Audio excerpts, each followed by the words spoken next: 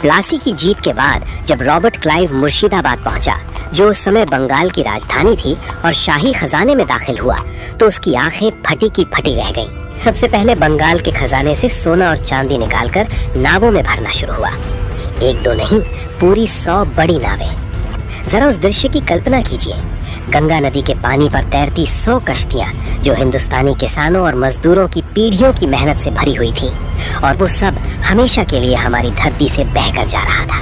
अंग्रेजों ने मुगल बादशाह से दीवानी अधिकार हासिल कर लिए। इसका मतलब था बंगाल, बिहार और उड़ीसा के करोड़ों किसानों से लगान वसूलने का पूरा कानूनी अधिकार अब ईस्ट इंडिया कंपनी के पास था। एक व्यापारिक कंपनी अब सरकार बन चुकी थी। टैक्स इतना बढ़ा दिया गया कि किसान की कमर टूट गई। फसल अच्छी हो तो टैक्स दो, सूखा पड़े तो भी टैक्स दो, बाढ़ सब बहा ले जाए तो जमीन बेचकर टैक्स दो, गहने गिरवी रखकर टैक्स दो। क्योंकि कंपनी को मौसम से कोई मतलब नहीं था, उन्हें सिर्फ अपने मुनाफे से मतलब था। अंग्रेज अफसर, जिन्हें उस समय नवाब्स कहा जाता था, गांव-गांव घूमते। जो किसान लगान नहीं दे पाता उसे कोड़ों से पीटा जाता, चिलचिलाती धूप में घंटों खड़ा रखा जाता, कभी कभी तो उसके बच्चों तक को गुलामी में धकेल दिया जाता।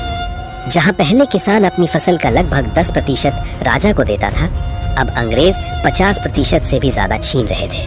पैसा गंगा के किनारे से निचोड़ा जाता और टेम्स नदी के किनारे उड़ेला जाता। और जब 1770 शुरू हुआ तो मौत ने दस्तक दे दी। इतिहास इसे 76 का मनवंतर कहता है। गांव जो कभी हंसते थे शमशान बन गए। लेकिन सवाल है, क्या ये सिर्फ सूखा था? नहीं, अकाल सिर्फ तब नहीं आता जब बादल बरसना बंद कर दे। अकाल तब आता है जब शासक इंसान रहना बंद कर दे। जिस वक्त खेतों में फसलें सूख रही थी, उसी वक्त ईस्ट इंडिया कंपनी के गोदाम अनाज से भरे थे।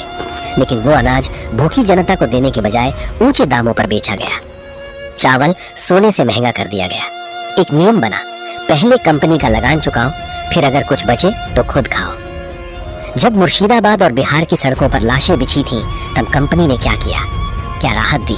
क्या गोदाम खोले? नहीं, उन्होंने उसी साल लगान में 10% और बढ़ोतरी कर दी। सिर्फ एक साल में बंगाल की 1/3 आबादी खत्म हो गई, करीब 1 करोड़ लोग। ये किसी बीमारी से नहीं हुआ था, ये किसी वायरस से नहीं हुआ था, ये लालच से हुआ था।